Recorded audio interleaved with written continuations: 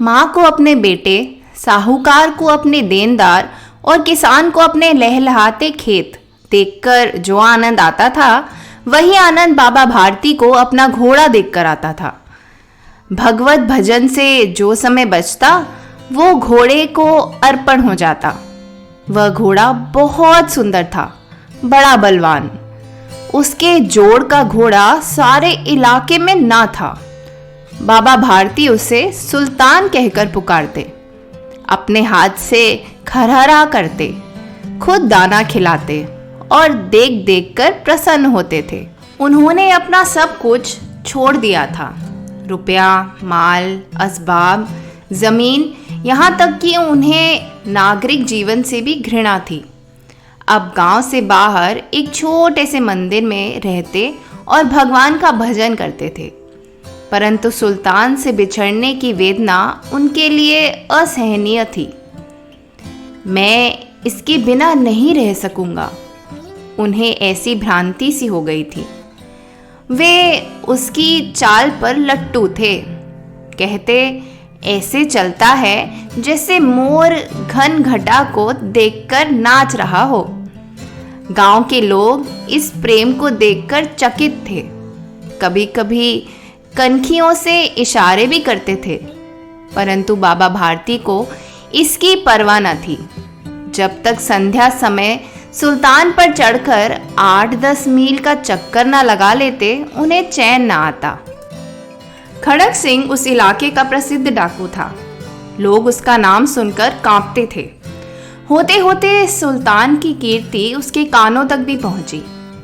उसका हृदय उसे देखने के लिए अधीर हो उठा। वो एक दिन दोपहर के समय बाबा भारती के पास पहुंचा और नमस्कार करके बैठ गया। बाबा भारती ने पूछा, खड़क सिंह, क्या हाल है? खड़क सिंह ने सर झुकाकर उत्तर दिया, आपकी दया है। कहो, इधर कैसे आ गए? बाबा भारती ने प्रश्न किया। सुल्तान की चाह खींच लाई, खड़क सिंह बोला। विचित्र जानवर है, देखोगे तो प्रसन्न हो जाओगे। उसकी चाल तुम्हारा मन मोह लेगी। बाबा भारती ने कहा, कहते हैं देखने में भी बहुत सुंदर है। क्या कहना, जो उसे एक बार देख लेता है उसके हृदय पर उसकी छवि अंकित हो जाती है। बाबा भारती ने गर्व से कहा, बहुत दिनों से अभिलाषा थी, आज उपस्थित हो सका हूँ।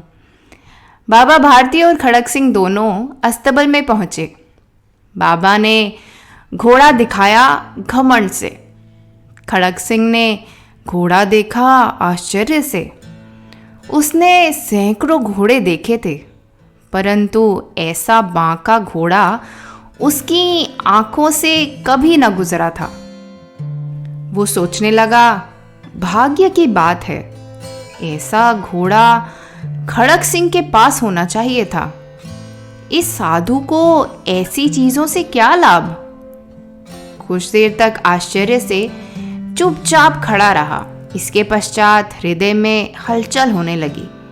बालकों की सी अधीरता से बोला, परंतु बाबा जी, इसकी चाल ना देखी तो क्या? बाबा जी भी मनुष्य ही थे। अपनी वस्तु की प्रशंसा दूसरे के मुख से सुनने के लिए उनका हृदय अधीर हो गया। घोड़े को खोलकर बाहर लाए और उसकी पीठ पर हाथ फेरने लगे। एकाएक उचक कर सवार हो गए। घोड़ा वायु वेग से उड़ने लगा। उसकी चाल देखकर, उसकी गति देखकर खड़क सिंह के हृदय पर सांप लौट गया। वो डाकू था और जो वस्तु उसे पसंद आ जाए उस पर अपना अधिकार समझता था। उसके पास बाहुबल था और आदमी भी। जाते जाते उसने कहा, बाबा जी, मैं ये घोड़ा आपके पास रहने ना दूंगा। बाबा भारती डर गए। अब उन्हें रात को नींद ना आती थी। सारी रात अस्तबल की रखवाली में काटने लगे। प्रतिक्षण खड़क सिंह का भय लगा रहता, परंतु कई मास बीत गए। और वो ना आया। यहाँ तक कि बाबा भारती कुछ लापरवाह हो गए। संध्या का समय था। बाबा भारती सुल्तान की पीठ पर सवार होकर घूमने जा रहे थे। इस समय उनकी आंखों में चमक थी और मुख पर प्रसन्नता। कभी घोड़े के शरीर को देखते, कभी उसके रंग को, और मन में फूले न समाते थे। सहसा एक ओर से आवाज आई, ओ बाबा, इस कंगले की सुनते जाना। आवाज में करुणा थी। बाबा ने घोड़े को रोक लिया। देखा एक अपाहिज वृक्ष की छाया में पड़ा कराह रहा था। बोले, क्यों, तुम्हें क्या कष्ट है? अपाहिज ने हाथ जोड़कर कहा, बाबा, मैं दुखियारा हूँ, मुझ पर दया करो। राममाला यहाँ से 3 मील है, मुझे वहाँ जाना है। घोड़े पर चढ़ा लो, परमात्मा भला करेगा। बाबा भारती ने घोड़े से उतरकर अपाहिज को घोड़े पर सवार किया और स्वयं उसकी लगाम पकड़कर धीरे धीरे चलने लगे। सहसा उन्हें एक झटका सा लगा और लगाम हाथ से छूट गई। उनके आश्चर्य का ठिकाना ना रहा जब उन्होंने देखा कि अपाहिज घोड़े की पीठ पर तनकर बैठा और घोड़े को दौड़ाए लिए जा रहा है। उनके मुख से भय, विस्मय और निराशा से मिली हुई चीख निकल गई। वह अपाहिज डाकू खड़क सिंह था। बाबा भारती कुछ देर तक चुप रहे और कुछ समय पश्चात कुछ निश्चय करके पूरे बल से चिल्लाकर बोले, जरा ठहर जाओ। खड़क सिंह ने यह आवाज सुनकर घोड़ा रोक लिया और उसकी गर्दन पर प्यार से हाथ फेरते हुए कहा, बाबा जी, ये घोड़ा अब न दूंगा। परंतु एक बात सुनते जाओ, बाबा भारती बोले। खड़क सिंह ठहर गया। बाबा भारती ने निकट जाकर उसकी ओर ऐसी आंखों से देखा जैसे बकरा कसाई की ओर देखता है और कहा, ये घोड़ा तुम्हारा हो चुका है, मैं तुमसे इसे वापस करने के लिए ना कहूँगा। परंतु खड़क सिंह, केवल एक प्रार्थना है, इसे अस्वीकार न करना, नहीं तो मेरा दिल टूट जाएगा। बाबा जी, आज्ञा दीजिए, मैं आपका दास हूँ, केवल ये घोड़ा ना दूंगा। खड़क सिंह बोला, अब घोड़े का नाम न लो, मैं तुमसे इस विषय में कुछ ना कहूँगा। मेरी प्रार्थना केवल ये है कि इस घटना को किसी के सामने प्रकट ना करना। बाबा जी, इसमें आपको क्या डर है? लोगों को यदि इस घटना का पता लग गया तो वो किसी गरीब पर विश्वास ना करेंगे। और ये कहते कहते उन्होंने सुल्तान की ओर से इस तरह मुख मोड़ लिया जैसे उनका उससे कभी कोई संबंध ही ना था। बाबा भारती चले गए, परंतु उनके शब्द खड़क सिंह के कानों में उसी प्रकार गूंज रहे थे। सोचता था, कैसे ऊंचे विचार हैं, कैसे पवित्र भाव हैं। उन्हें इस घोड़े से प्रेम था। इसे देखकर उनका मुख फूल की नई कली जैसा खिल जाता था। कहते थे, इसके बिना मैं रह न सकूंगा। इसकी रखवाली में वे कितनी रात सोए न थे। भजन भक्ति ना कर रखवाली करते रहे, परंतु आज उनके मुख पर दुख की रेखा तक नहीं दिखाई पड़ी। उन्हें केवल ये ख्याल था कि कहीं लोग गरीबों पर विश्वास करना न छोड़ दें।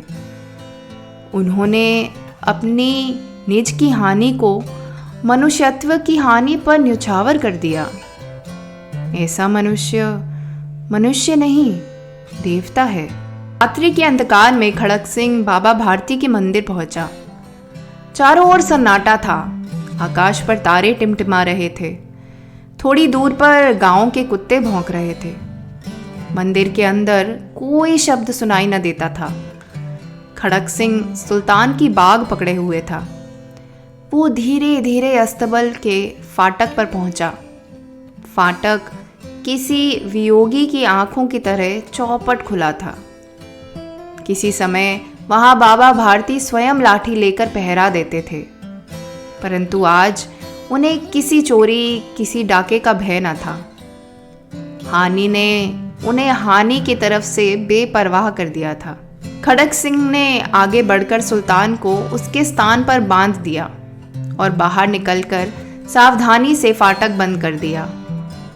उस समय उसकी आंखों में नेकी के आंसू थे। अंधकार में रात्रि ने तीसरा पहर समाप्त किया और चौथा पहर आरंभ होते ही बाबा भारती ने अपनी कुटिया से बाहर निकल ठंडे जल से स्नान किया।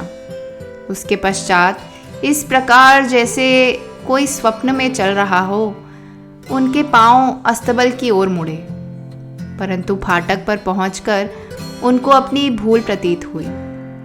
साथ ही घोर निराशा ने पांव को मन भर का भारी बना दिया। घोड़े ने स्वाभाविक मेघा से आते अपने स्वामी के पांव की चाप को पहचान लिया और जोर से हिनहिनाया।